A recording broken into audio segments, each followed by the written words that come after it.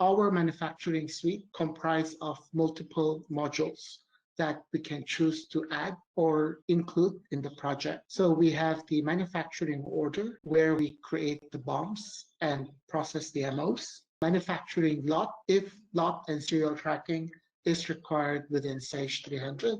Production planning is the MRP planning module.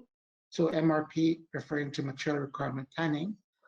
We also have the option for shop floor control, where we are recording the time entries or the shop times of the operators on the floor. So imagine operator 1 using machine 1 to work on job 1 to produce 10 pieces of item A. So that's a job card or job time entry, and we will be recording it in Sage as well.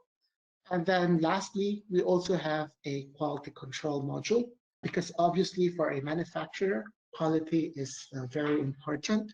This quality control module will cover both the purchase side, so raw materials coming into Sage can go through a quarantine step and be inspected, pass, fail, or scrap, and then we would be able to also indicate the test results for audit trail purposes.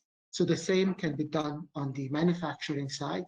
So when something is produced, whether it's a semi-finished good item or a finished good item, it can go through quality control and then only be available for usage once it has passed QC or QA.